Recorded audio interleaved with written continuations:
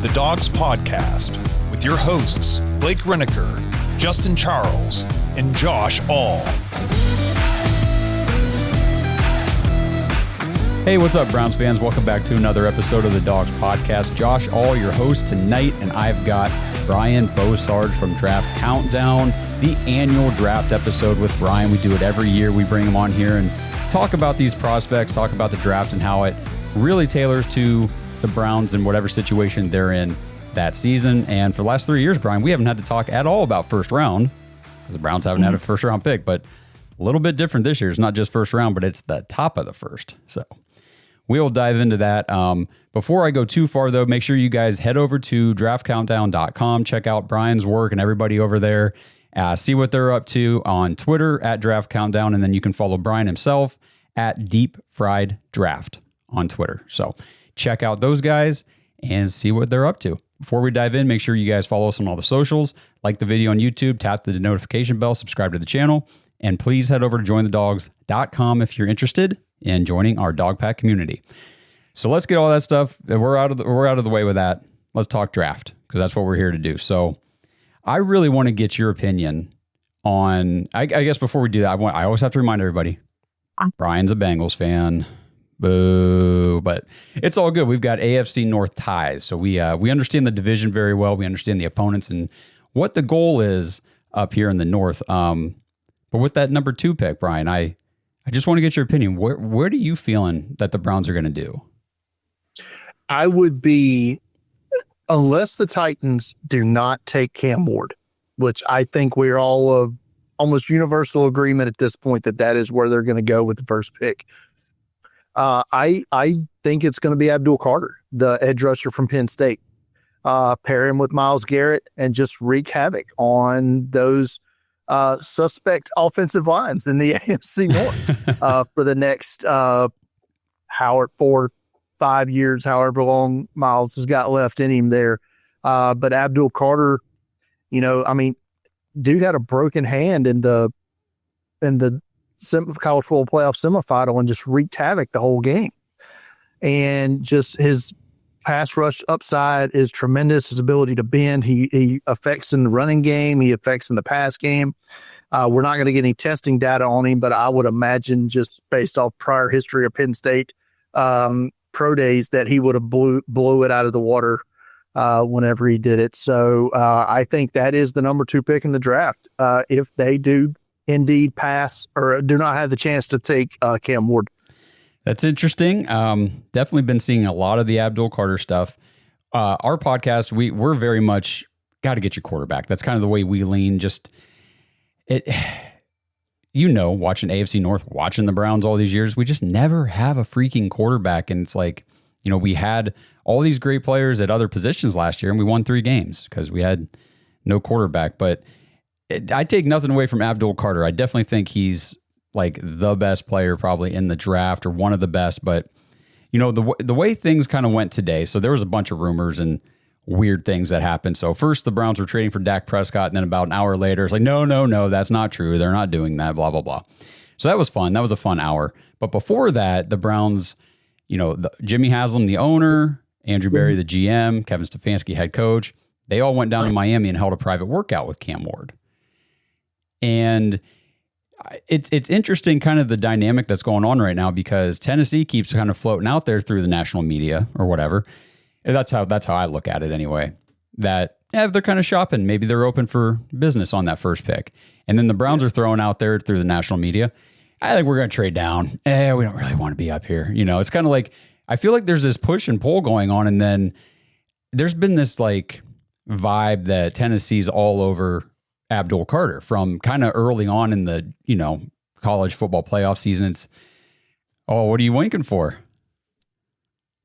We like Abdul Carter because we want you to come up here and give us a first round pick in 26 to swap up 2-1. Yes. Okay. I see you're being Tennessee in this situation, which is exactly what I'm kind of feeling like might be going on, where they think, look, we want to take Abdul Carter, but we don't want to take him at 1. We can get stuff for this pick and still get Abdul Carter. Let's get Cleveland to come up here. Let's make them think that we're taking Cam Ward and all this kind of stuff. So then today it comes out, well, they might be open to, looking to trade that number 1 pick. Cleveland comes out. they might be leaning toward taking Abdul Carter. It's just like this back and forth game it's kind of fun to watch, honestly, but it just gives me this feel that there is still an opening where the Browns could go get Cam Ward, which I'd like to get your opinion on him specifically, because to me, I think he's clearly QB1 in this class. I think he's got what it takes, both physically, with his skill set, with his arm talent, his athleticism, and just his mental, his processing, the way he approaches the game on and off the field. I feel like he's just like kind of the complete package, but what do you think about him? I like Cam Ward as a prospect. I don't love Cam Ward as a prospect. If he was in or if let's just say every quarterback that was in last year's class was in this year's class, at best, he's fourth. Okay. So, well, last year was a great class. I would take the fourth best quarterback in that class. I'm just saying. At best, he's fourth in this. He would have been fourth in that class.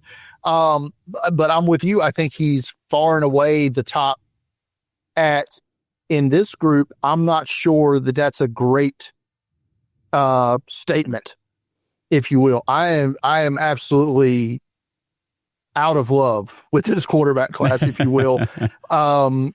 I have one quarterback prospect in my top 50 prospects, and that is Cam Ward. Okay. Yeah, I totally get that. I am not a Shadur Sanders guy. Okay. I was all about Jalen Milroe until about week 7 of the college football season, and then he started, and then I saw him live at the Senior Bowl. That was a rough week. Didn't work out at the combine. Wasn't a good decision in my opinion for Milroe. I'm not big on Jackson Dart's decision-making abilities 65% of the time. And then after that, it's just, there's nothing there. Maybe Quinn Ewers as a late day 2 pick, early day 3. But beyond that, you're not getting anybody with starter upside. So you're not in on the rise of Tyler Shough? The dude's was in the same college football recruiting class as Trevor Lawrence. I know, that's crazy. I read that. I'm Trevor like, Lawrence oh my gosh. in his 5th year for the league. Tyler Shough was in the same high school recruiting class. I mean, do you want to draft Brandon Whedon again? I know that's the comp that gets thrown out there a lot, just specifically because of the age. And part of me is like, I don't know if that's necessarily fair to just do that, because there's a whole skill set and everything that, obviously you got to evaluate independently of Whedon, but that age thing is a big deal for me, because you are missing out. Is the skill set that well enough to offset it? The age? Well, that's a good point. Yeah. It's just not. He's a backup quarterback at the NFL, and that's great living if you can make it. Yeah. I mean, at this point, y'all are probably paying a backup quarterback, $6 million right now, or whatever Kenny Pickett's making?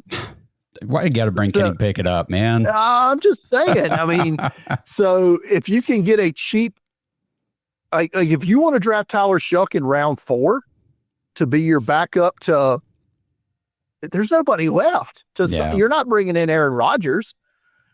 So I don't know what the Browns are going to do at quarterback. Right. I just don't think it's going to be, unless it's Cam Ward. I don't think they're going to do anything in this draft class at 2. Let me say that, at 2. So if so Tennessee takes Cam Ward 1, kind of, which is still the assumed move at this point, kind of consensus. Browns go Carter or Travis Hunter.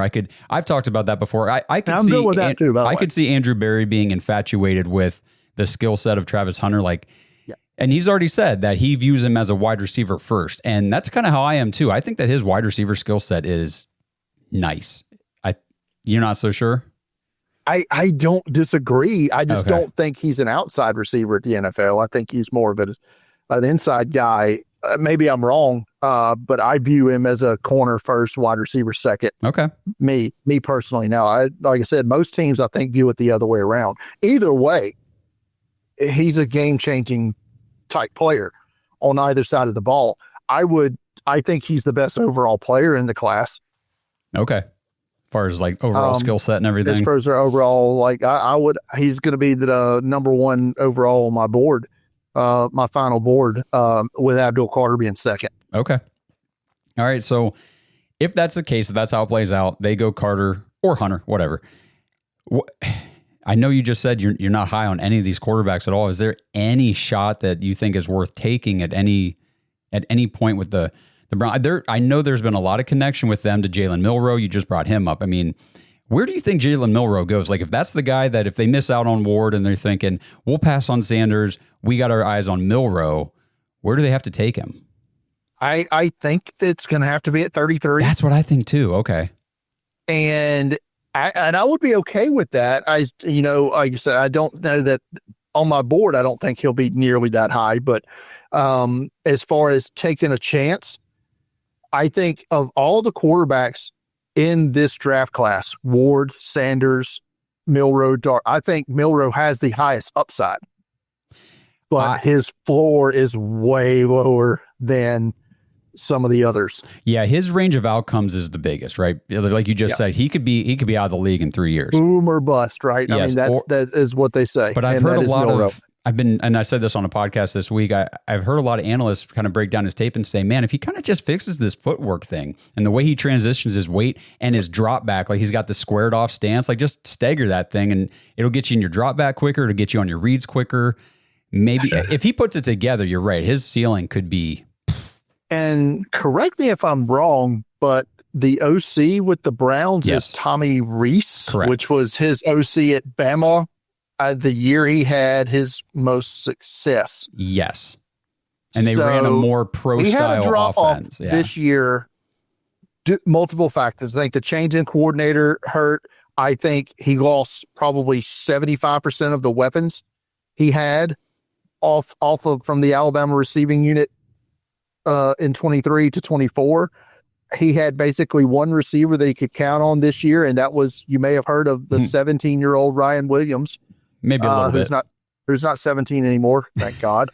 But you may have heard of him. But after teams realized about halfway through the season, hey, Ryan Williams is really all they got, and they shifted their coverage that way. He didn't really have a big game like he had the first half of the season and the second half of the season. So I think that hurt him a little bit as well. And then he kind of tried to start doing a lot more that was above his skis a little bit. And that's kind of what you saw his play dip in that second half of the season, culminating in that horrible bowl game against Michigan, and then continuing on in, like I said, the Senior Bowl and everything after that. Do you think Milroe's a better prospect coming out than Anthony Richardson was? That's a good prospect style comp, except for Richardson's humongous. But Milroe's not a small guy. No, I think he's 225, 230. Yeah, I mean, he's pretty rocked up. Yes. And he's also young, like Richardson. That's a very good comp skill set wise. I don't think his arm is as big as Richardson is. I think he's every bit as fast.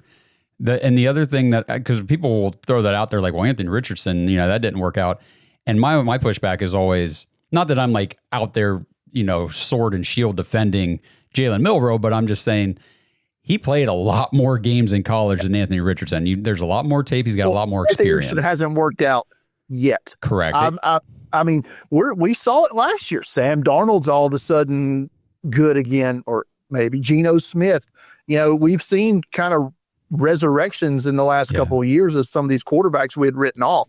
So I don't want to, Bryce Young last year, look how well he played in the back half of the season after being benched. Could Anthony Richardson maybe have that sort of resurrection? We'll see. But I think that's a good prospect portfolio, if you will. Maybe not skill sets and measurables and all that, but as far as portfolio and I think Richardson and Milroe is a good comp. But I don't think you'll have to put in the 4th overall pick draft capital to get Milroe like you did Anthony Richardson. Right. And I guess I know I've been taking a lot of heat for my opinion on this, but I just feel like if they don't go quarterback at 2, and like you're saying, I don't really feel like swinging on, Dylan Gabriel or Quinn Ewers just doesn't do it for me. And some of these Band-Aid on a bullet wound. Yeah, man. It's not Riley Leonard. I'm like, these guys are like, how often these are backups. Yeah, how often do third, fourth round quarterbacks do anything in the NFL besides backup? They don't. So that's why I'm like, then if you got to take a quarterback, pull the trigger on Milroe, because if you can put the passing thing together, the athleticism is going to make him an elite quarterback. Like, he's got that potential, and I'd be willing to bet on the skill set. That's kind of where I'm at with Milroe. I've got him at QB3 right now on my board behind Sanders. I may end up convincing myself to move him ahead of Shadur Sanders, but when it all just based on like what we've talked about, like I think he can get there. There's a lot of people that love Shadur Sanders. I'm not there. I think he brings a Tebow level circus with him that I think some teams may not like and may pass on him that way as well. So interesting. So if the Browns pass on him, where do you think he goes? I'm not ruling, even though they signed Russell Wilson yesterday, and they also signed Jameis Winston. I'm not ruling out the Giants at 3. Honest to God, I think his floor in the first round is 9 to New Orleans. Okay. Yep. I think that is probably where his drop will end, because New Orleans has to get a future QB at some point, because you can only keep paying Derek Carr $60 million a year for so long. And so they kind of have to do something. They need a cheap quarterback just to help their cap situation. I know this isn't a Saints show, but I think that is the floor of Shadur Sanders. Well, it's okay. Hey, a rookie quarterback contract to help the cap is also a Browns show topic. So there you go. We fit the mold for that as well. This episode is brought to you by Danger Coffee. Browns fans, we talk about how Danger Coffee is made free from mold toxins that are in 45% of the world's coffee, but that's not all that Danger Coffee has to offer. Mineral and nutrient deficiencies are a big deal. They make you feel sick, tired, stressed, and they can give you brain fog. These deficiencies negatively affect your immune system, your digestion, sleep, metabolism. Have you ever wondered why you get an initial burst from your coffee, but then you get that little crash not long after? Danger Coffee's patent-pending process remineralizes your body with more than 50 trace minerals and electrolytes, leaving you more energized, engaged, powerful. These micronutrients enter the cells to boost performance. They bind to toxins to provide detoxification support. I know that sounds like a lot, but the bottom line, guys, is minerals matter, and most of us really don't get enough of them on a daily basis. Danger Coffee delivers micronutrients, plus it gives you access to the minerals you already have. Head to dangercoffee.com, use our code DAWGS, DAWGS, for 10% off your order. And that code can be used over and over, so you get 10% off every order you make using code DAWGS.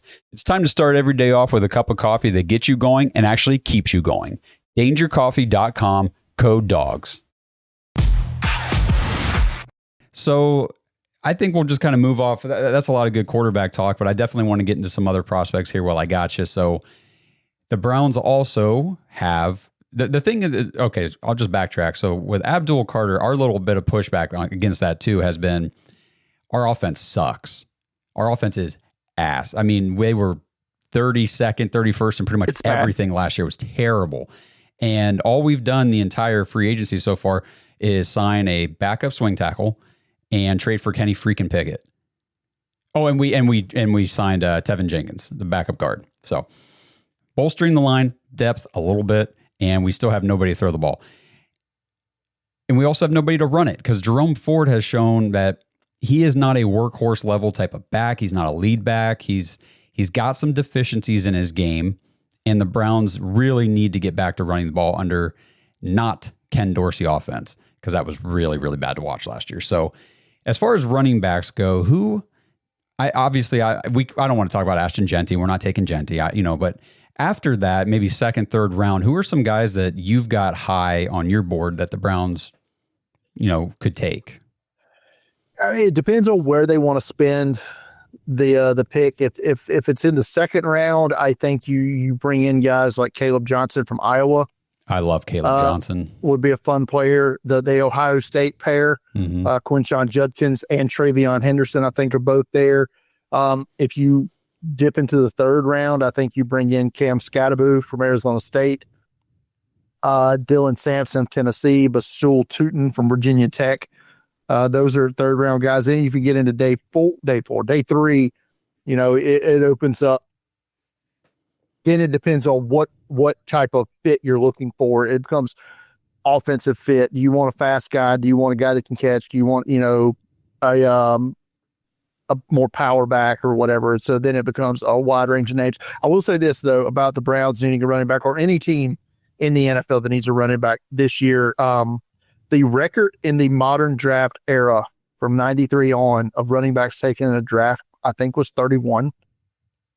Wow. It's either 30 or 31. I think we're going to break that this year. I think we're going to see more than 31 running backs selected over the 256 picks.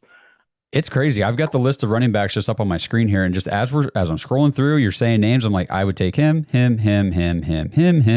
would take any one of these guys, to be honest with you. There's really nobody I'd be, oh man, I can't believe we drafted that guy. I did a mock draft the other day for the Browns, and I ended up taking Caleb Johnson early, and then I paired him up with Brashard Smith a little bit later. I really like Brashard Smith, the running back from SMU, former wide receiver. Yep. And I tend to I don't know why, I tend to like tight ends that become offensive tackles. I love wide receivers that become running backs because I know they can catch the football. Yeah. And I noticed this first, it feels like, it might be a decade ago now. David Johnson. Yeah. Came out of Northern Iowa. The guy caught 200 yards receiving in a game against Iowa. I love that stuff. And this year you have Brashard Smith hits that mark as a former wide receiver, had a good week at the Senior Bowl doing just that. I love running backs that catch the football. Keep an eye on Woody Marks from Southern Cal, transferred from Mississippi State after they, Mike Leach passed and they abandoned the air raid. He can catch the ball because he was in the air raid offense with Mike Leach, transferred out west there. And catches the ball really well. Okay, that's a good name to keep an eye on. Yeah. A couple of recent examples I used, like Antonio Gibson. Last year was Tyrone Tracy Jr. A couple of these, receivers turned running back that can really get it done, obviously, in the passing game, which the Browns can use that.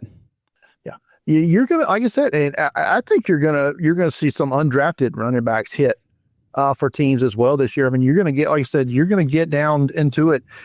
I think there's going to be at least 32 running backs get drafted, but it doesn't necessarily mean it's going to be the first 32 running backs, that I have on my board. I mean, you're going to get guys like small school guys like Shunderick Powell, a smaller guy out of Central Arkansas, I think is going to make a roster. So it's going to be fun. It's going to be a fun draft class. I don't think it's very strong at the top.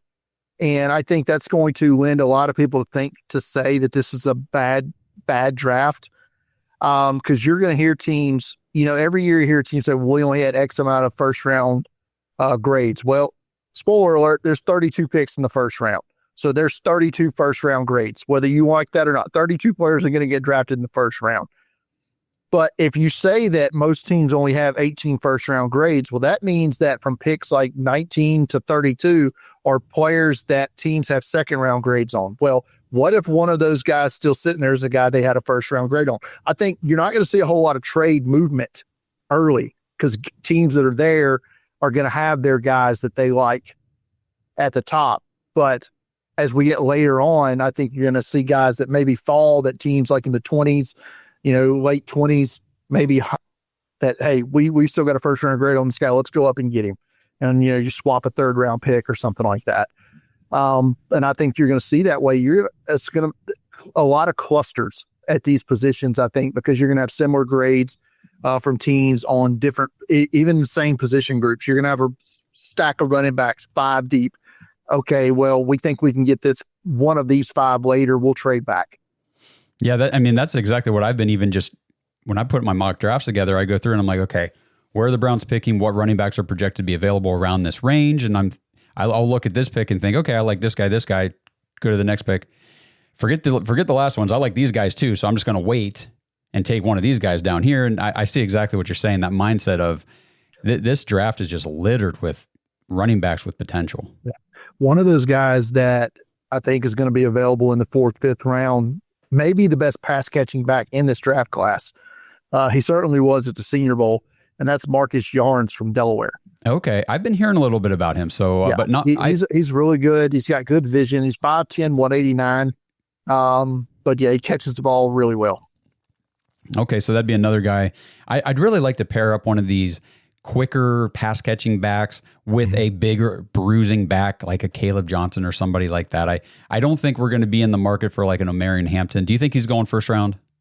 I think he's probably going to go in the top 20, probably. Okay. I think I've got a team mock coming out Friday for the Broncos, and I think he's a perfect fit for them at 20. If he doesn't go higher, depends on how many other teams like Genty and, end up going that route. I really love the idea of, if he's available at the Bengals pick in the 3rd round, then drafting Scatterboo to pair with Chase Brown. That just feels like a perfect match. It does for them. Yeah, Scatterboo's he's a good back. That'll be a fun one to see where he goes. What about like Travion, the Ohio State guys, Travion Henderson? Do you think he's going first round, or? I don't necessarily think first round. I think we only end up with 2 in the first round. Okay. If he does, I think it'll be late back in, back into the first round. But I think you end up with Genty for sure, Hampton, I think for sure in that first round, and maybe Henderson gets there. I don't think Judkins does, and I don't think Caleb Johnson does. Yeah, I don't think so. Not that they're not that I don't believe they're going to be starting running backs in the NFL, because I think they are. Matter of fact, I think you could end up, just looking at this, would not be surprised if 8 running backs in this class end up starting games as a rookie, if not more. Yeah, I could totally see that, especially depending on where they go and injuries and that kind of thing. These guys, you could see a whole slew of these guys taking over the NFL as rookies for sure. All right, so let's kind of keep with that first round talk with wide receivers. I've been seeing some big boards and some analysts and stuff kind of moving Matthew Golden from Texas up above Teterow and McMillan from Arizona. Are you with that? I'll tell you, me personally, I'm not a Golden guy. I'm not a Matthew Golden fan. His production scares me, the way it was very limited until just a quick burst at the end. But what do you think about those guys, McMillan and Golden? I've got Golden 5th. Okay. On my wide receiver board. Behind who? So I've got McMillan 1 still. Okay. The speed is, I guess is about what we expected it was going to be, but I just love the big route. He can run tremendous routes for a man his size. I've got Burden 2nd. Okay. Egbuka 3rd, and I like Trey Harris from Ole Miss. That's my guy. And okay, I've got cool. him at 4 as wide receiver 4. And I think he'll be available if the Browns at 33 don't end up pigeonholing themselves into one of the quarterbacks. You could do a lot worse, I think, than Trey Harris at 33. Okay, I love hearing that, because that's what I've been talking about a lot on the podcast is, if the Browns go, I would love for them to get Cam Ward, obviously, but if they go Shador, whatever, quarterback up front at the top of the draft, I would love to get Trey Harris, or, some mocks I'm seeing Egbuka fall out of the first round. If he's sitting there at 33, I would scoop him up in a hurry, but I don't think he makes it anywhere close to the end of the I don't first. think he will. After he ran 4.44 today, Yeah, I think Egbuka's going to lock into that first round with the good pro day he had. Another guy, if I was the Browns, because I know they love their young guys. I know they like young age players. Elick Ayumaner, I don't know how to pronounce his name, from Stanford. He didn't play in the Senior Bowl. I didn't know how to pronounce his name. I think he'd be a good fit for a team in that area of the draft. 3rd round, I think you bring in guys like they have 2 3rd-round picks, correct? Yes, they have the 3rd and the 30th. Yes, they had the Buffalo pick. Yep. So if you're looking in the 3rd round and you want to draft a receiver in that spot, I think you start bringing in guys like maybe Jack Besh from TCU, Isaiah Bond from Texas, both the Iowa State guys, Jaden Higgins, Jalen Knoll, Savion Williams, TCU, Jalen Royals I think, is a guy in that third round from Utah State that teams are going to like. And Ty Felton from Maryland, a highly productive guy for the Terrapins. I would have put Xavier Restrepo in that category, but homeboy ran 4.8 at this pro day. Yeah, so, I know. That's rough. He says he was hurt, but I would too if I ran 4.8 at my pro day and I was a wide receiver. So I cannot any longer justify that. If you get into the fourth round, you want to take some potential guys on potential. Isaac T-Slaw from Arkansas, I think is a guy that I would love to find a way on my roster. Okay. Those are some good names. We'll see what the Browns, what they decide to do in the draft. They're definitely going to have to take a receiver at some point because I talk about this all the time. It's currently 1 year wonder Jerry Jeudy and 3 good games in 2 years Cedric Tillman. I don't want to give up on Cedric Tillman. No, I'm not giving up on him. I did too. I was pumped when the Browns got him. I liked him a lot better than Jalen Hyatt, who went right before him. I'm a Cedric Tillman guy. How did Thrash play as a rookie? Did he really contribute? Caught 7 passes. How many? 7, I believe. Pretty sure it was 7. No. We don't do jack squat with our rookie receivers, and Andrew Berry's definitely got a reputation of missing on receivers, and it was really nice to see Cedric Tillman all of a sudden look like the dog. We know he can be that kind of guy. We saw it in the preseason as a rookie. Like, he's just out there bossing people around, catching passes with his hands out in front of people. He looked great, and then didn't really do much during the season last year. And then this season, it was nothing. Boom, there he is. Oh, we got Cedric Tillman. He's breaking out. Concussion, done for the year. It's like, what the hell happened to him? We'll see. But we need help. We don't have, the highest paid 2 receivers in the league, Brian. I tell you, if you put our offense with your defense, they'd never lose a game. That is true, man. Your offense and our defense would be nice, a nice team. Oh, man. Okay. That defense is rough. That defense is rough. Well, that's just like our offense. Tough to watch. Yeah.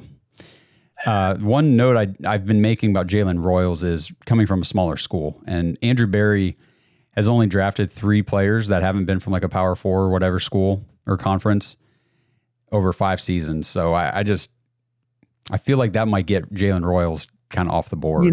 It's funny you say that. And I read something the other day. They said NFL teams now are maybe not actively punishing, but they seem to be lowering guys on their boards from the smaller schools that didn't transfer up. Because they can all just move anywhere now. That's They're true. like, well, he was scared to compete at the Power 5 or Power 4 now, or just didn't have a chance or didn't perform up there. So it sucks that you're seeing less and less, because how many FCS players were even drafted last year? Yeah, I know. That's a good point. There was 0 players last year drafted from an HBCU school. There's probably going to be 1 this year.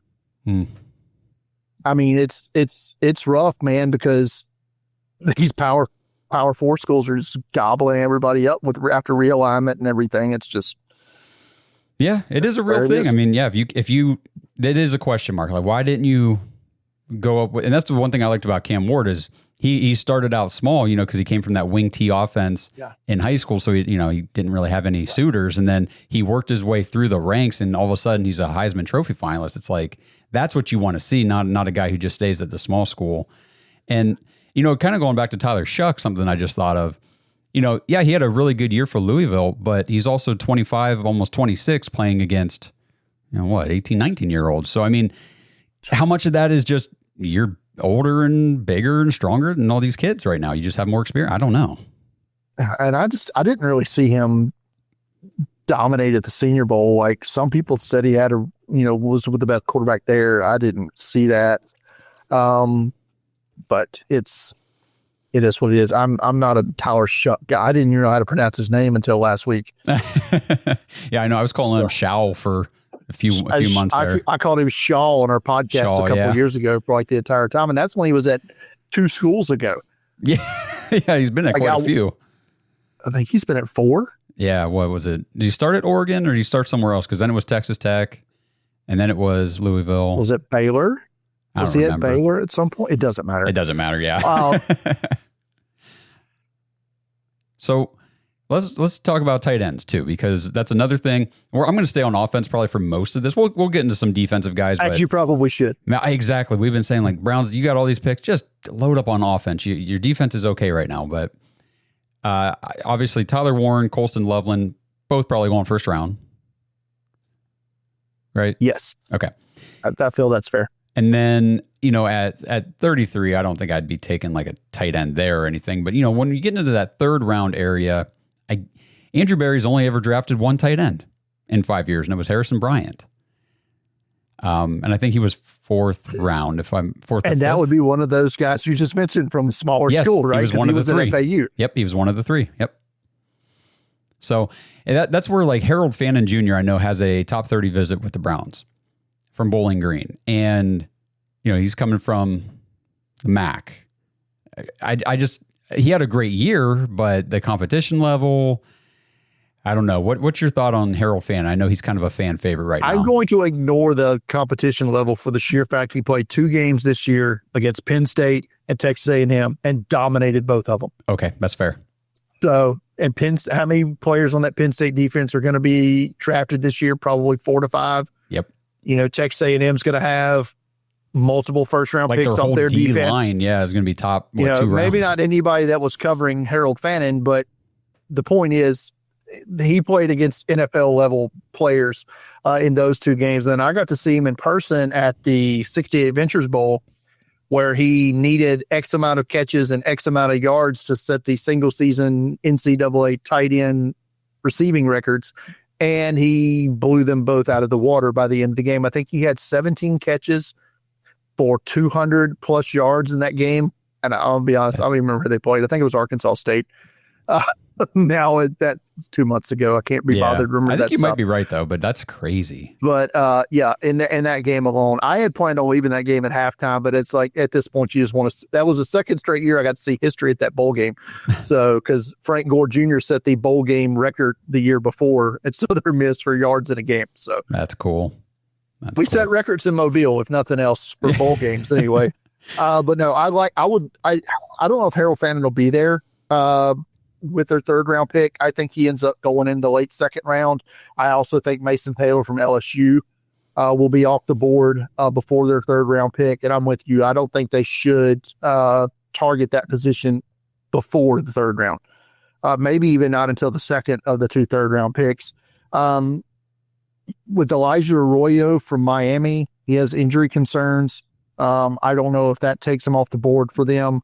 Terrence Ferguson from Oregon, I think is going to be a super good player in the league.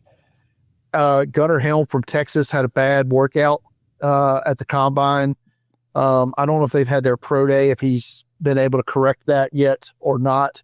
And then you've got NFL legacy in Oronde Gadsden, second from Syracuse, former wide receiver, but bulked up 6'4", almost 6'5", 6'4", 247. So I think those are your third round targets at tight end. If you want to get into the fourth round, well, then you're talking number 2 tight ends. You get guys like Jalen Conyers from Texas Tech. I'm a big fan of Joshua Simon from South Carolina. I just got onto him the other day. I like him. Yeah. He was their leading receiver this year. In both receptions and receiving yards and receiving touchdowns. He triple crowned it on their team as a tight end. He looks like a beast. His stat line is, and it wasn't just, if I remember correctly, I don't have it up, his production this year, it wasn't just 2024, it was all 4 years of college. He was producing. At Western Kentucky, he had high-level production, and then in 23 at South Carolina, he was injured, and he was injured a little bit this year as well. Okay. At South Carolina. So it's not serious issues, it's nagging issues like hamstring here, soft tissue stuff, which is why I think he's a day 3 pick.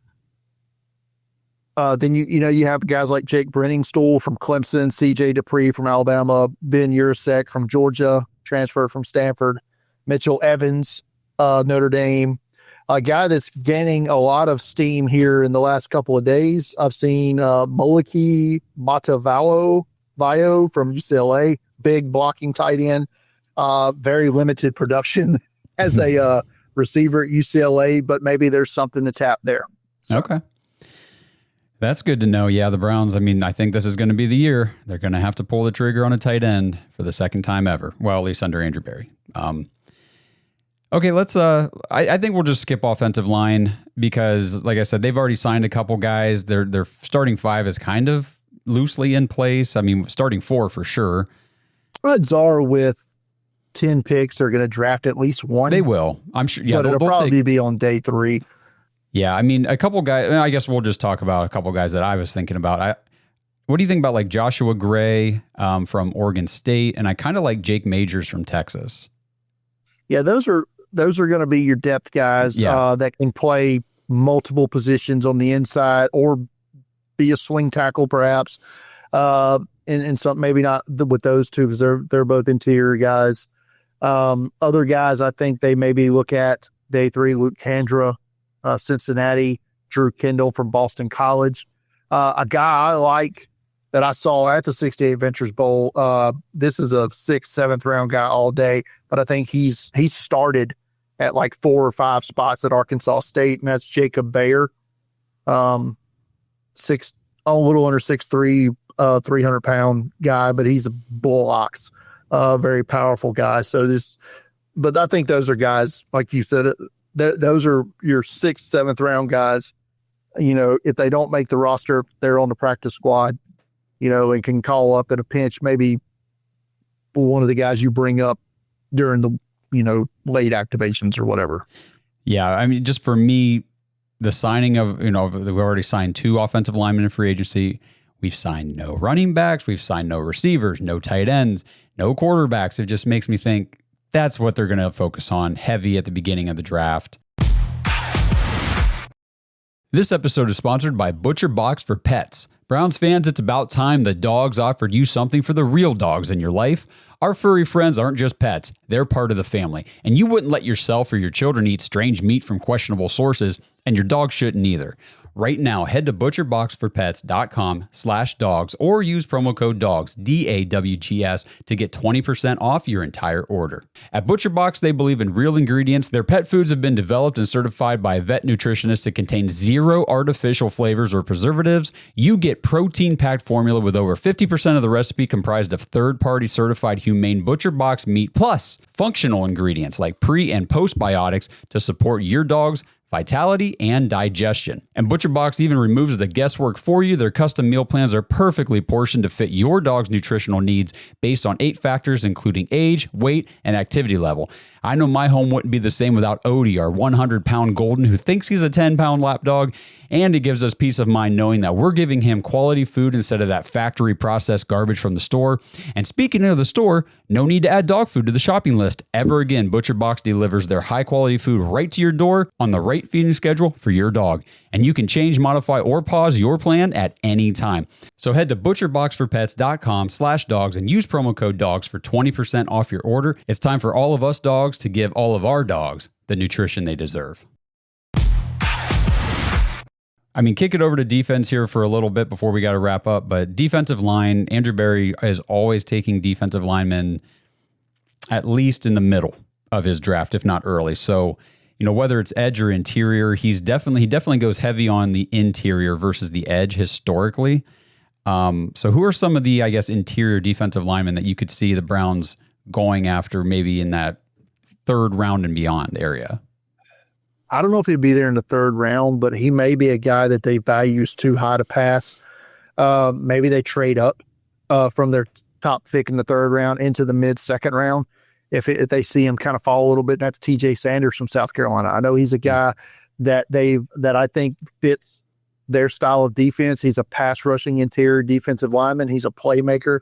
You can watch if you watch the LSU game this year, him, Kyle Kennard, they just dominated that LSU offensive line that's going to have probably 4 guys drafted. And Kyle Kennard's another guy, I think, 3rd round area. If they pass on Abdul Carter at 2, I think he's a guy maybe they look at in that third round area. He led the SEC in sacks this year. Okay. So, but other guys on the interior, I think that they may like in that third round. Jamari Caldwell, big nose tackle prospect out of Oregon. Jordan Phillips from Maryland. Would have said Deion Walker from Kentucky. I think he's probably, they said he played with a broken back last year. Oh my gosh. Oh, I didn't hear that. So, okay. So I don't know what his medicals look like now. Yeah. Cause he tested really bad, had the combine and kind of struggled a little bit at the Senior Bowl. And then the reports come out that he played last year with something in his back. So that may push him down the board a little bit. A guy that I think, kind of goes under the radar a little bit, Omar Norman Lott from Tennessee. I think is a mid-round guy. CJ West from Indiana, tremendous combine. They're a guy whose name maybe not on the board. And I know Ohio State guys are all the rage. I'm a big fan of Tyleek Williams for them, and to a lesser extent, Ty Hamilton is a day 3 guy, early day 3. Yeah, he'd be a good one to kind of look at later on in the draft. So on the edge, then I guess if we don't go with Abdul Carter, the thing is, and they've already kind of addressed the edge too. They got Joe Tryon Shoinka, and they kind of got him over there now with Isaiah McGuire and Obo Okoronkwo and Alex Wright. So I don't know if they would take an edge rusher as high as 33. I've seen a lot of kind of industry analysts saying, well, if the Browns go quarterback at 2, they need to take an edge at 33. And I keep thinking, why? Why do we have to take one at 33? I feel like this class is deeper at edge. I think if you're taking, if my logic here, see if it lines up with where you're at. Mm-hmm. You're taking Abdul Carter at 2 because he's the best player in the draft. He's a game-changing player. You don't pass up on that kind of talent. But if you're taking a quarterback or Travis Hunter, then, okay, well, we're not getting a game-changer now at 33. Defensive end's not a need for us, really, but we can't pass up on that kind of talent. You just take that player, and then you figure it out. But if you're going to pass on that, then let's say you're probably not going to do it at 33. So like I said, you come into the third round. I mentioned Kyle Kennard, Princely Umanmielen from Ole Miss, is another nice guy there.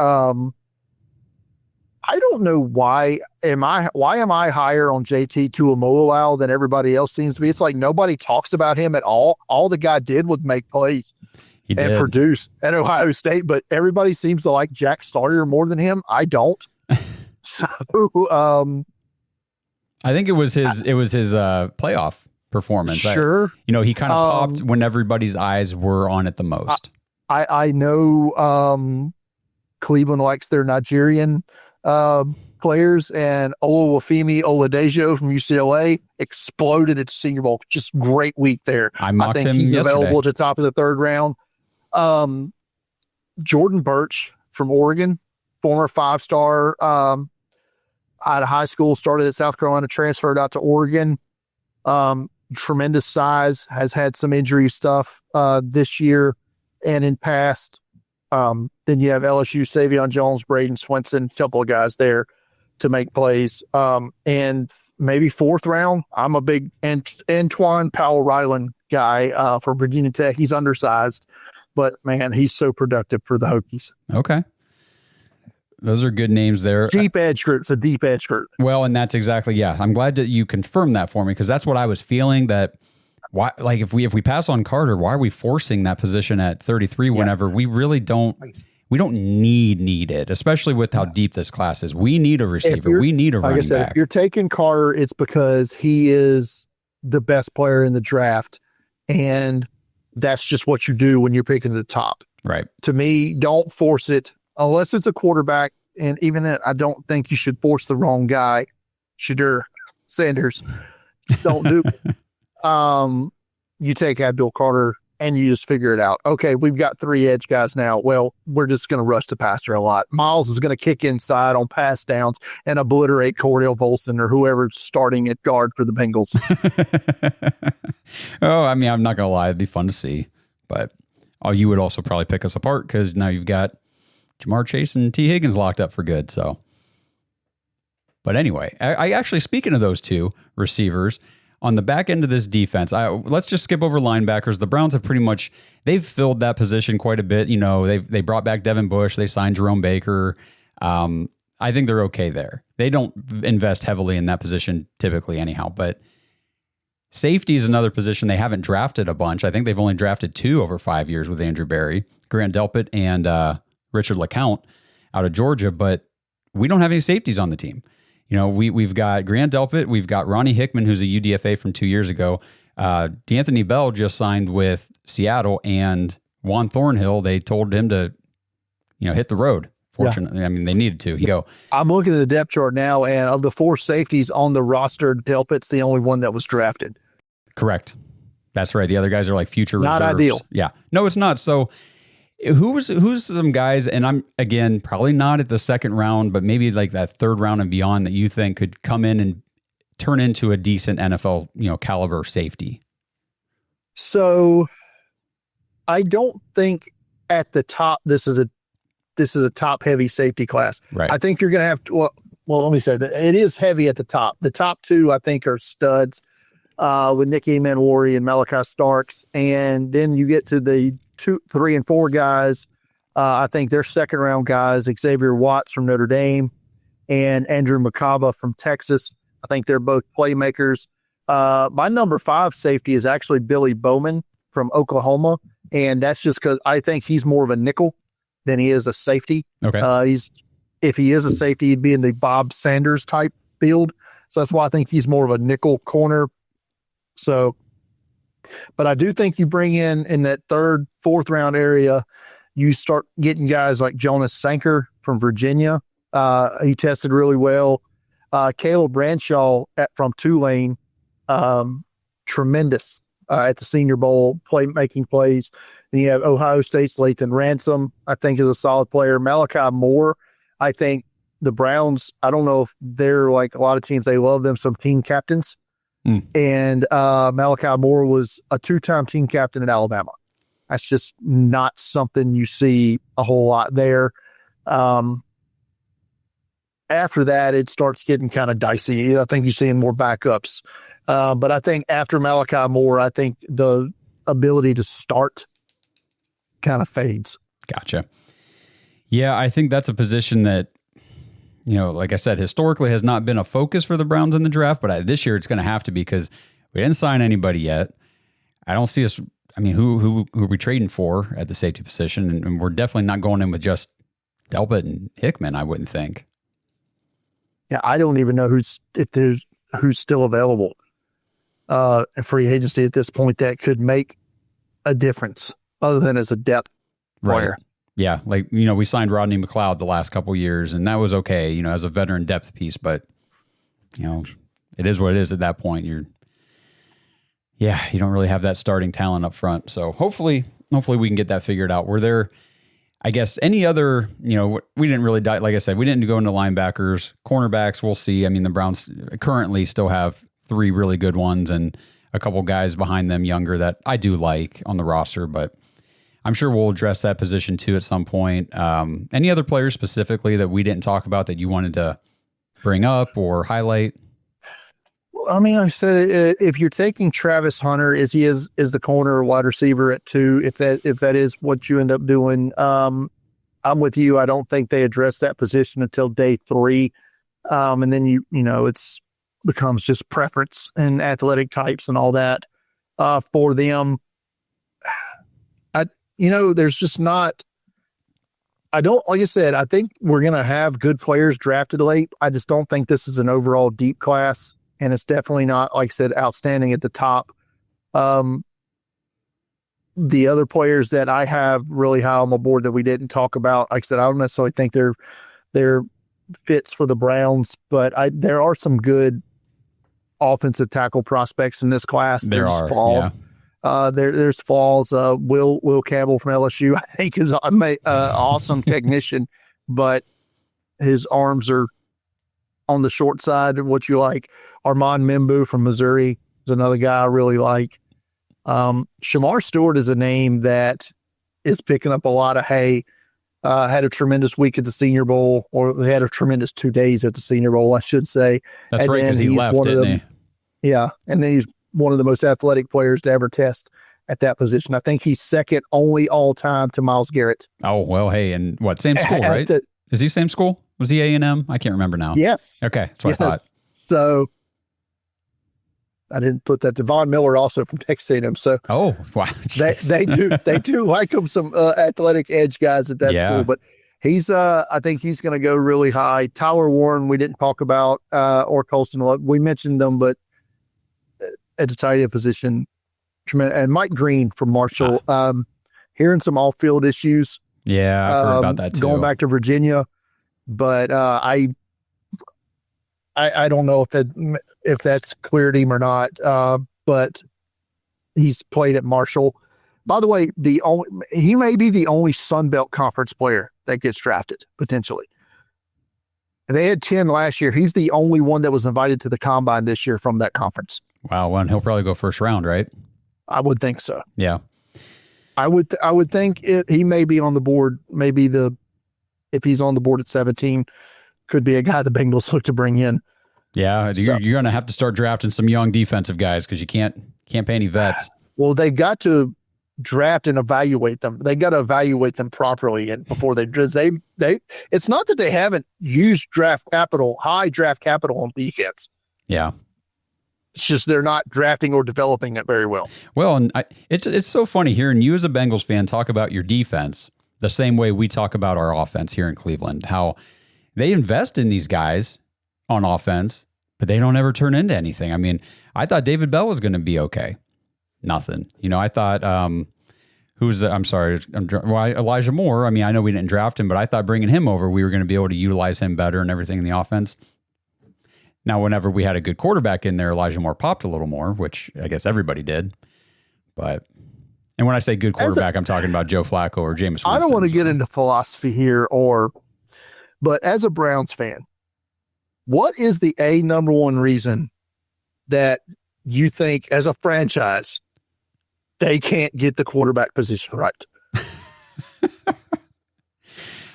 Man, I tell you what, I don't know if it's just not hiring the right people. I really do like Andrew Berry as a GM in terms of his cap management. I think because if you give a guy like Deshaun Watson, one player, $230 million and 46 of your cap every year, essentially, is what it breaks down to, and you allocate all that to one spot, and then ever since you do that, you have not lost anybody that you've wanted to retain. You've been able to extend every single person that you've wanted to. You've traded for Jerry Jeudy and extended him. I love that ability for Andrew Berry. I think he's a genius when it comes to the management of the cap. The evaluation of talent, a little suspect. Now, is that a lack on the scouting department? Is that a lack on him? Is it a lack on coaching? Are they just not developing these guys once they get handed over to them? Why are our wide receivers never good? I don't know. I feel like there's so many different variables, Brian. So many. What do you think? It's funny because it's got to sting a little bit. Well, there's no more room. There's no more room on the jersey. Yeah, how much Baker? Well, we on the show, we definitely come at it from a little different perspective than I think. I don't know if it's a lot of Browns fans or just half of them, whatever. But when Baker was here, he's not the guy in Tampa Bay that he was here. It was a different story then. He was younger. He got humbled. He was humbled. He was more reckless. He was more, I don't know. I don't want to say he was arrogant, but he was cocky. And we like that about him. But when it got to a certain point where you're this level of cocky and then you're this level of production and they're not lining up anymore, it starts to become, well, maybe we do need to move on. And, Carolina didn't want him. He was the worst quarterback in the league that year. He played a little bit okay for the Rams, and then they were back to Stafford. And then he had to go to Tampa Bay to compete with Kyle Trask on like a 1-year minimum deal. So, yeah, he got humbled. And I'm not rooting against him. I think it's great what he's doing. I just don't think it was going to happen here, unfortunately. No, I agree. But it just I know there's probably some other fan base that stings a little bit. There are some very bitter fans. And honestly, it's the way it is with most Browns players. I mean, The guys that are supposed to be good, they go somewhere else and they are good. That's just kind of the story here, unfortunately. Sometimes you just suck at the right time. Yep. That is it, man. And you get to land on a Joe Burrow. Yeah. And, we were a Kyle Hamilton dropped interception away from being able to just go ahead and take Cam Ward right now. Yep. But who knows? Maybe we'll get him anyway. That's my guy. I like Cam Ward. I think that he's got what it takes mentally and physically to overcome. He's an overcomer. That's what his whole career has been. So that's what I want in Cleveland, because that's what Baker Mayfield was. He was an overcomer. He had to walk on everywhere he went. And then he came here, he took on the challenge and, for all intents and purposes was successful. Just in the long run, it just didn't pan out. Well, Brian, I appreciate you jumping on here, doing the podcast again. We got to quit doing these just one time a year. We got to do these multiple. It's just so much fun talking football. We should do them during the college football season too, just to kind of get a head start on some of these prospects. I'm down for it. Okay. Awesome. Well, everybody, make sure you guys follow Brian. It's at Draft Countdown on Twitter. And if you want to follow Brian specifically at Deep Fried Draft, draftcountdown.com. Go over there, check it out. Check out all their articles, their mock drafts, all their prospect information, everything they've got. It's a great resource. So give them a follow. And we will do this again. Who knows? Maybe the Browns trade for that number 1 pick. We'll bring you back on and we'll just talk Cam Ward like crazy, But if not, sounds good. We'll definitely have you back on here in the next year or so, and we'll talk more football. Always a good time, man. I appreciate it. Yep. All right. Well, again, thanks for tuning in, everybody, and we will catch you guys in the next one. Thanks for listening to another episode of the Dawgs Podcast. Make sure you subscribe on YouTube and follow us on Twitter at the Dawgs Podcast. Get your thoughts on the show at thedawgspodcast.com.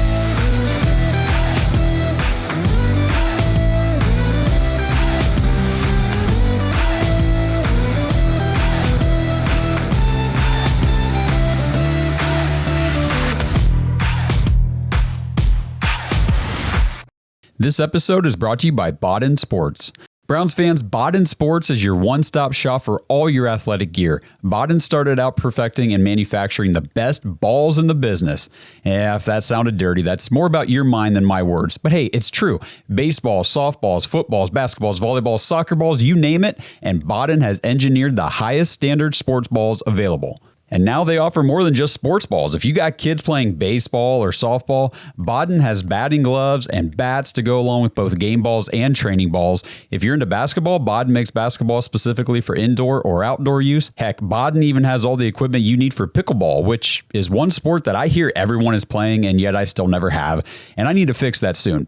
But don't miss the backyard games section of Bodden's website, where you can order everything you need for this upcoming outdoor season.